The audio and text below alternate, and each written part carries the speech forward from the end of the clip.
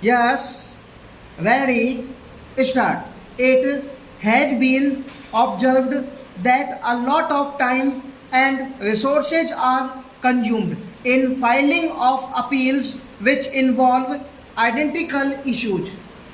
Taking forward our policy of sound litigation management, I propose to provide that if a question of law in the case of an assessee is identical to a question of law which is pending in appeal before the jurisdictional high court or the Supreme Court in any case. The filing of further appeal in the case of this assessee by the department shall be deferred till such question of law is decided by the jurisdictional high court or the Supreme Court. This will greatly help in reducing the repeated litigation between taxpayers and the department, taking forward our efforts to further promote the IFSC. I hereby propose to provide that income of a non-resident from offshore derivative instruments or over-the-counter derivatives issued by an offshore banking unit, income from royalty and interest on account of lease of ship, and income received from portfolio management services in IFSC shall be exempt from tax subject to specified conditions. In the globalized business world, there are several works contracts whose terms and conditions mandatorily require formation of a consortium.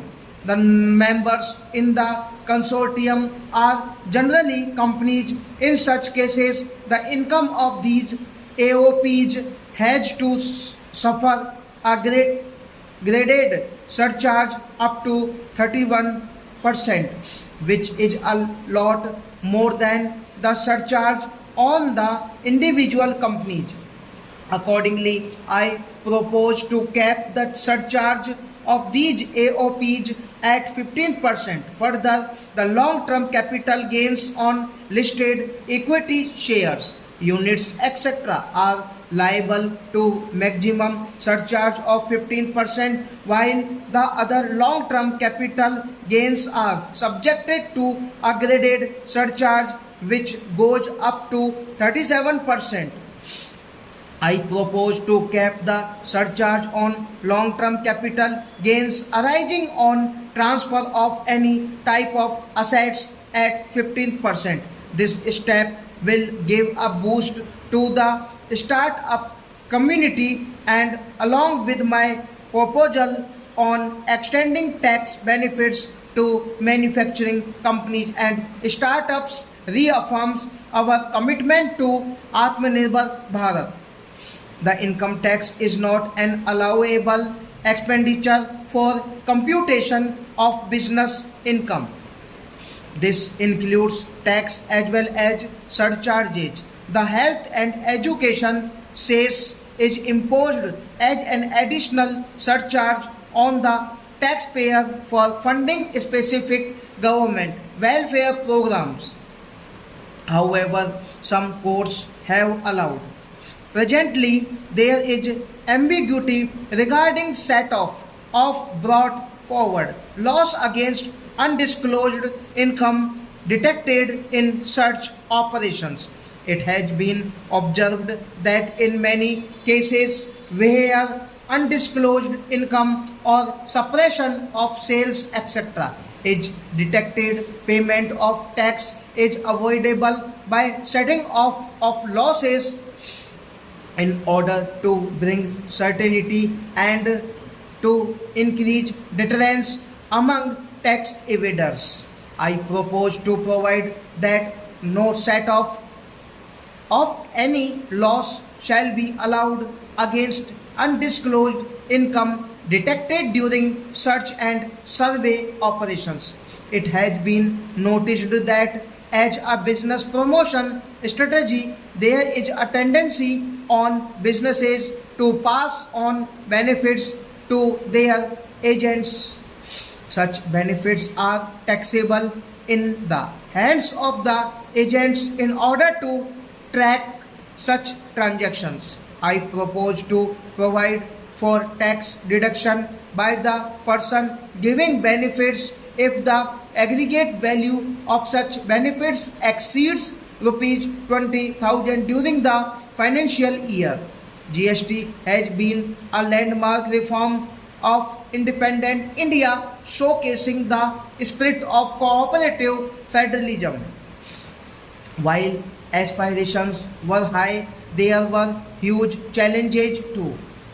These challenges were overcome defeatedly and painstakingly under the guidance and oversight of the GST Council.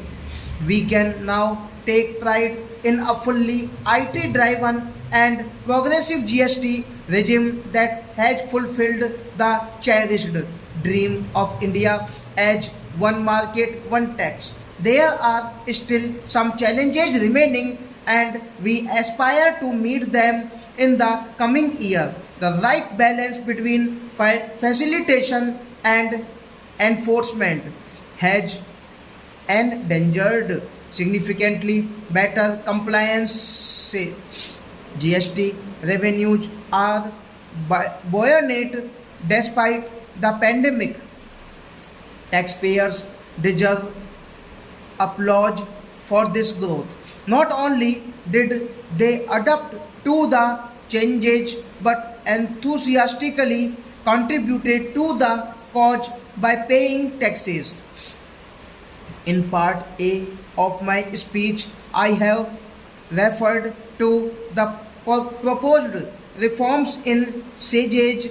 Alongside, we will also undertake reforms in customs administration of SAGE, and it shall henceforth be fully IT driven and function on the customs national portal with a focus on higher facilitation and with only risk based checks.